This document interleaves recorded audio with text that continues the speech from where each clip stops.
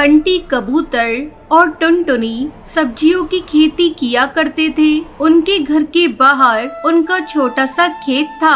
इस बार तो आपने बहुत सारी अलग अलग सब्जियां लगाई हैं। हाँ टुनटुनी, इस बार मैंने पहली बार कद्दू की सब्जी लगाई है। जब सारी सब्जियां आ जाएंगी तो हमें अच्छा खासा मुनाफा होगा। हाँ, लेकिन पहले हमें इन पौधों का अच्छे से ख्याल रखना होगा। हाँ, वो तो रखेंगे ही। मैं और आप कोशिश करते रहेंगे। टुनटुनी और बंटी कबूतर मिलकर अपनी सब्जियों के खेतों का बहुत अच्छे से ख्याल रखते थे। उनके खेत ही उन दोनों की कमाई का जरिया थे। धीरे धीरे उनके पौधों में सब्जियां लग गई। ये देखकर वो दोनों बेहद खुश थे। लेकिन एक दिन टुनटुनी ने देखा कि घर का सारा राशन खत्म होने की कगार पर है। अजी सुनते हो, सारा राशन खत्म होने वाला है। आज आखिरी बार खाना बनाऊंगी। अच्छा, कोई बात नहीं, कल कुछ सब्जियां तोड़कर बाजार में बेच दूंगा, ठीक है? उस रात टुनटुनी और बंटी कबूतर सो गए। तभी तेज बारिश शुरू हो गई। बारिश के साथ तेज आंधी भी शुरू हो जाती है। मौसम अपना कहर बरसा रहा था। तभी एक बिजली की आवाज सुनकर टुनटुनी की नींद खुल गई। उसने बरसात की आवाज सुनी और अपने पति को उठाने लगी। अजी उठिए, उठिए, बाहर आंधी तूफान आया है। क्या? हाँ, आवाज सुनिए। जब बंटी कबूतर डाल पर आकर देखता है, तब तक तेज आंधी से सारे पेड़ पौधे उखड़ चुके थे। टुनटुनी, सारे पौधे उखड़ चुके हैं। हे राम! आप पहले अंदर आइए। बंटी कबूतर घर के अंदर आया और उसने दरवाजा बंद कर दिया।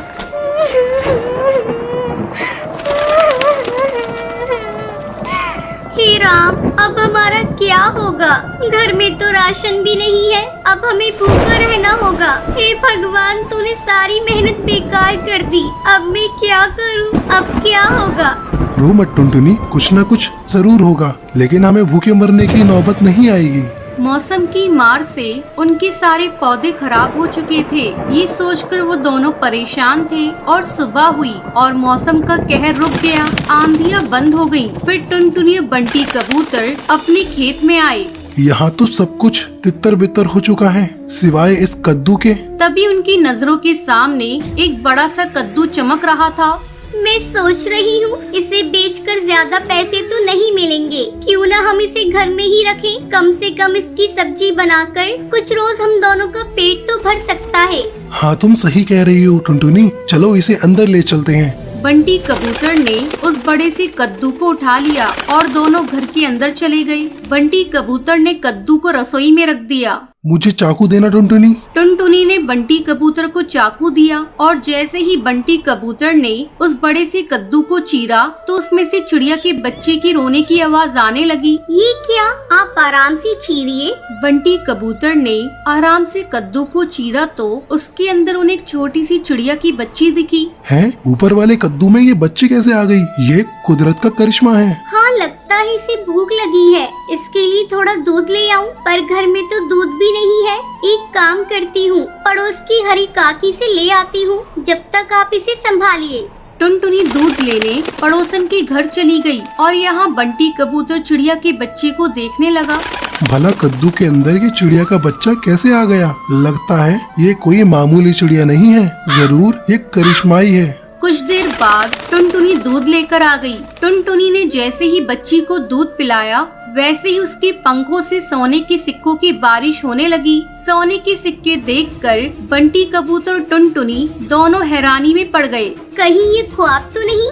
नहीं, ये सब हकीकत है। ये चिड़िया कोई आम चिड़िया नहीं है, ये जरूर कोई जादुई चिड़िया है। अब हमें क्या करना चाहिए?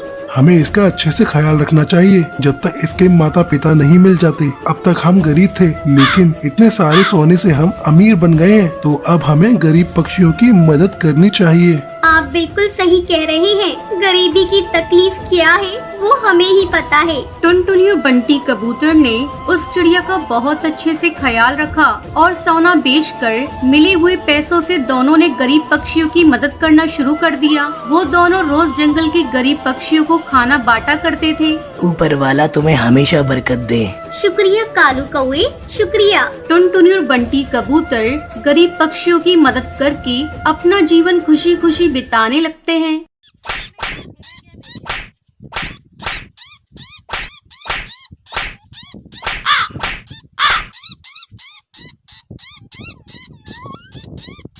एक समय की बात है, सुंदरवन जंगल में टुनटुनी चिड़िया अपनी सौतेली बहन पिंकी चिड़िया और अपनी सौतेली माँ रानी चिड़िया के साथ रहा करती थी। टुनटुनी की माँ टूनी चिड़िया की मौत कुछ महीनों पहले एक सांप के काटने के कारण हो गई थी।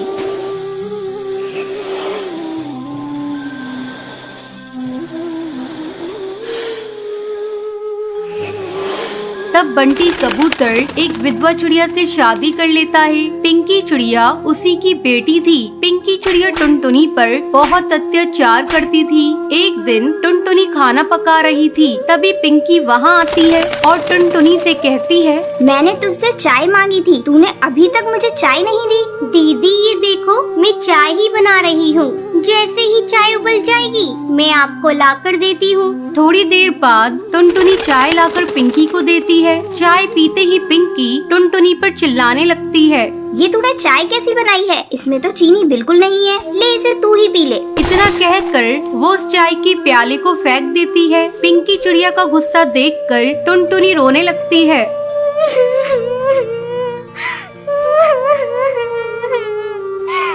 टुनटुनी की रोने की आवाज सुनकर रानी चिड़िया वहाँ आती है। तब टुनटुनी रोते हुए उससे कहती है,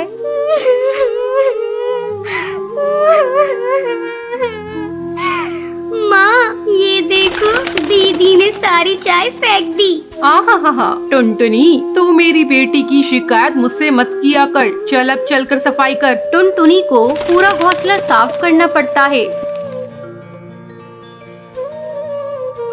दिन भर काम करने के बाद टुनटुनी रात को अपने घोंसले में जाती है और अपनी माँ की तस्वीर के सामने फूट फूट कर रोने लगती है।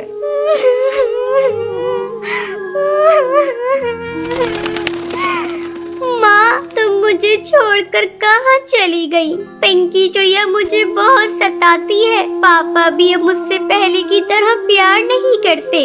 वो रोते रोते सो जाती है। अगले दिन पिंकी चिड़िया स्कूल जाने के लिए तैयार हो रही थी। अरे महारानी, मेरा स्कूल ड्रेस कहाँ है? तूने प्रेस तो कर दिया है ना? पिंकी की चिल्लाने की आवाज सुनकर टुनटुनी वहाँ आती है और कहती है, नहीं दीदी, कल मेरा हाथ रोटी बनाते समय जल गया था, इसलिए मैं प्रेस नहीं कर पाई। तू खा खा कर मोटी हो गई है, तुझे चर्बी चढ़ गई है, अब तुझसे कोई काम नहीं होता। माँ इसे अभी इसी वक्त घर से बाहर निकालो, अब ये हमारे किसी काम की नहीं। तब रानी चिड़िया पिंकी से कहती है, बेटा अगर हम लोगों ने इसे घर से बाहर निकाल दिया तो इसका बाप हम लोगों को भी घर से निकाल देगा। इसका दूसरा इलाज है मेरे पास। इसी तरह कुछ दिन गुजर जाते हैं। अब रानी चिड़िया टुनटुनी को खाने के लिए बहुत थोड़ा सा खाना देती थी। धीरे धीरे टुनटुनी कमजोर होती जा रही थी। एक दिन रानी चिड़िया टुनटुनी से कहती है, टुनटुनी जा कुएं से पानी भर ला, पीने का पानी खत्म हो गया है। माँ मैं कुएं से पानी कैसे निकालूंगी? मैंने कभी कुएं से पानी नहीं निकाला, मैं कुएं में गिर जाऊंगी। तू डरती क्यों है? तेरे साथ पिंकी चिड़िया भी जा रही है। हिम्मत करके टुनटुनी पानी भरने के लिए कुएं पर जाती है। जैसे ही वो कुएं से पानी निकालने लगती है, पिंकी चिड़िया उसे कुएं में धक्का देने के लिए जाती है। पिंकी चिड़िया का बैलेंस बिगड़ जाता है और वो कुएं में गिर जाती है।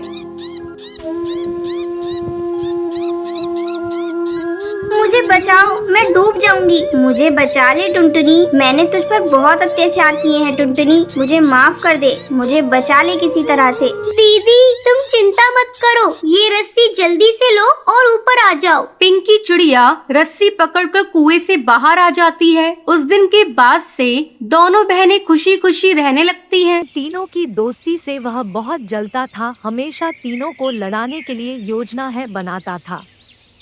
एक दिन उसने देखा कालू चिड़िया अकेला बैठा है, तभी वह वहां गया और कालू चिड़िया से कहा,